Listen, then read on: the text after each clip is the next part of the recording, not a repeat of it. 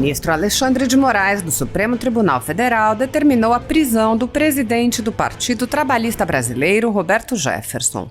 Pelas redes sociais, Jefferson relatou: "A Polícia Federal foi à casa da minha ex-mulher, mãe de meus filhos, com ordem de prisão contra mim e busca e apreensão. Vamos ver de onde parte essa canalice." O presidente do PTB também divulgou um áudio em que relatou: "A Polícia Federal amanheceu cedinho lá na casa da mãe dos meus filhos com ordem de prisão contra mim e busca e apreensão. Ela disse: ele não mora aqui, estamos separados há mais de 20 anos. Estão vindo aqui para Levi Gasparian para cumprir ordem de prisão contra mim e busca e apreensão aqui em casa. Então quero deixar vocês informados disso, que eles estão vindo para cá." Pelas redes sociais, Jefferson disse: "Xandão, maridão de Dona Vivi, cachorro do STF, decretou minha prisão por crime de milícia digital. Ele está repetindo os mesmos atos do Supremo da Venezuela, prendendo os conservadores para entronizar os comunistas. Deus, pátria, família, vida, liberdade."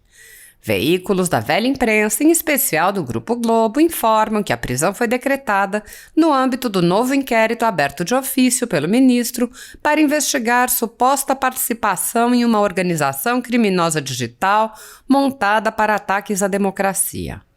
Cristiane Brasil, filha de Jefferson, relatou: "Não pretendo falar mais que isso. Mais uma vez, a PF tirou minha mãe da cama às 6 da manhã, que tem 70 anos, dificuldade de locomoção, batendo na casa errada. Ela e meu pai já estão separados há 20 anos. Somos perseguidos políticos, a família inteira, é isso? Não adianta ligar." Cristiane desabafou: "É a terceira vez, pelo menos, que vão na casa da minha mãe nesses anos todos de perseguição ao meu pai. Não tem como atualizar o estado civil dele de casado com outra pessoa, não? Que inferno." O deputado estadual Márcio Gualberto disse: "A Polícia Federal está com um mandado de prisão contra o Roberto Jefferson. A ditadura alexandrina barrosina, se nada for feito para impedi-la, tentará prender todos os conservadores." A jornalista Fernanda Salles relatou: "O ministro Alexandre de Moraes determinou a prisão de Roberto Jefferson pelo crime, entre aspas, de ataque às instituições, entre aspas." Ela comentou: "O Supremo avançou tanto de 2019 para cá que se transformou em uma espécie de Partido Comunista da Coreia do Norte. Ninguém pode questionar, cobrar ou protestar." A jornalista acrescentou: "Criticar um ministro do STF é enquadrado hoje no Brasil como um ataque às instituições. Criticar o presidente da República é considerado livre manifestação do pensamento, democracia, opinião. Sei que isso está bem óbvio, mas o absurdo é tamanho que não há como não se indignar." O professor Carlos Barros perguntou: "Mais uma prisão ilegal, mais uma em defesa das instituições, mais uma por opinião. Mais uma por atos antidemocráticos, mais uma. Até quando?" O investidor Leandro Russell questionou: "Na época da ditadura militar, algum presidente de partido chegou a ser preso por crime de opinião?" Russell explicou: "A Procuradoria-Geral da República abriu inquérito dos atos antidemocráticos e não encontrou crime, pedindo arquivamento do caso. Arquivamento é obrigatório quando pedido pelo Ministério Público. O inquérito foi arquivado, mas outro idêntico foi aberto de ofício com a mesma delegada. Ali foi pedida a prisão do Bob Jeff." Henrique Oliveira, do Movimento Brasil Conservador, disse: "Alexandre de Moraes manda prender Roberto Jefferson. A alegação é de que ele integra uma organização criminosa digital montada para ataques à democracia. Um nome rebuscado para mais uma prisão ilegal. Quanto tempo até chegar a todos nós que nos expressamos nas redes?" A eleição do presidente Bolsonaro em 2018 foi um abalo contundente nas estruturas dominantes do Brasil. Estruturas que consideravam ter a previsibilidade e o controle dos rumos do poder. Um fenômeno eleitoral fez ruir o castelo de muita gente. A falsa sensação de segurança foi totalmente desfeita. O suposto domínio do curso da história nacional se mostrou inexistente. Pós-cinza, restaram um dos principais alicerces dos sistemas que insistiam em dominar o país. As pesquisas eleitorais tiveram que se dobrar ao resultado real, a vontade popular manifestada nas urnas. A onda democrática que varreu o país calou qualquer pretensão de duvidar da decisão da nação brasileira. Apesar disso, o presidente eleito pelo povo brasileiro não agradou ao figurino desenhado pelas elites que têm assento nas estruturas de poder público e privado, que, como falei, consideravam ter o controle e a previsibilidade dos rumos do poder. Nisso reside um movimento absolutamente antidemocrático, que é a rejeição da vontade popular. A população brasileira não elegeu um presidente ao gosto das elites dominantes, estejam elas nas instituições públicas ou privadas, na academia ou na imprensa.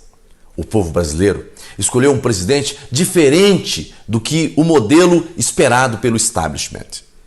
Usar as estruturas de poder para enfraquecer seu governo é rejeitar sistematicamente sua eleição e atentar contra a democracia que tanto se diz defender. Em um mundo ideal, talvez fosse o caso de o presidente evitar certas condutas pessoais que fogem ao politicamente correto. Mas como fazer isso diante de instituições que, ainda que de forma sutil e com ar de técnica e sofisticação, lançam agressões e perpetuam ações absolutamente fora dos limites de suas competências?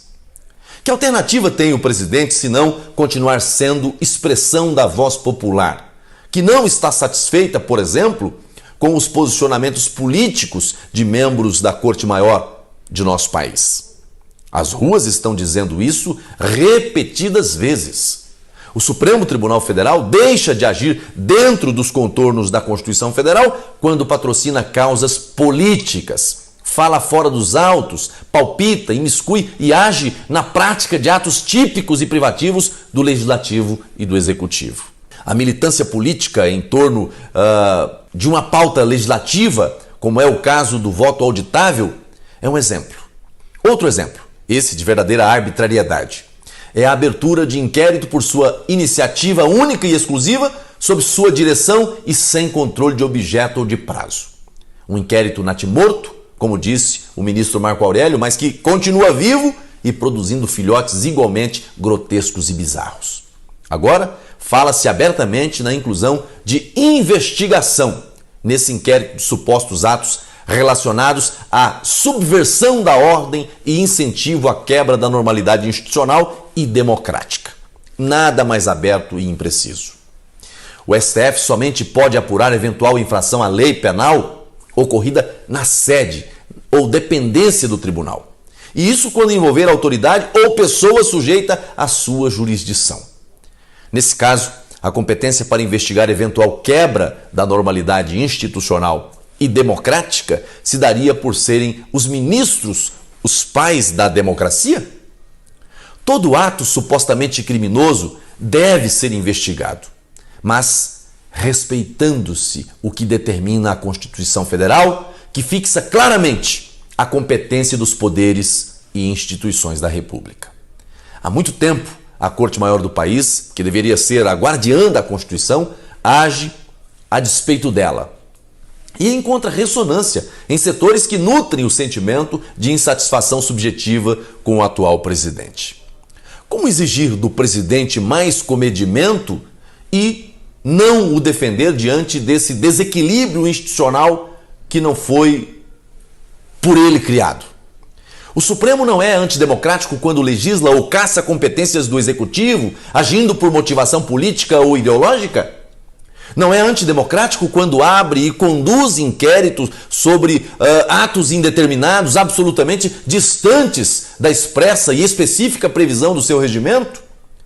Nosso profundo respeito pelo Supremo Tribunal Federal não resiste a quaisquer de suas práticas inconstitucionais e abusivas, porque, como autoridades e cidadãos, todos devemos obediência à Constituição Federal. Quanto ao presidente da República, embora profira expressões que alguém queira considerar que extravasem os limites das 4 linhas da Constituição, como ele mesmo menciona, não pode ser acusado de um ato sequer que tenha a pecha de antidemocrático.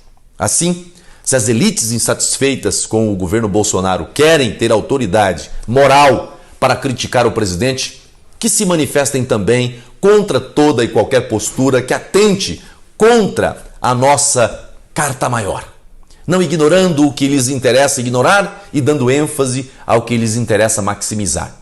Isso não passa de jogo de poder. As instituições não podem servir aos que querem se valer do poder para manter intactos seu orgulho e empáfia. Todos, sem exceção, precisamos agir como servos da República e não como senhores oligarcas. Enquanto os membros desse ou daquele poder insistirem em impor suas próprias vontades, não se poderá alcançar de forma plena a harmonia e independência tão vital para uma nação forte e vigorosa. Torço e trabalho para que os três poderes funcionem de forma plena, independente e harmônica, sem que um busque se sobrepujar sobre os demais. Estou certo de que é isso que o povo brasileiro espera, precisa e merece. Deus abençoe você. Deus abençoe o Brasil.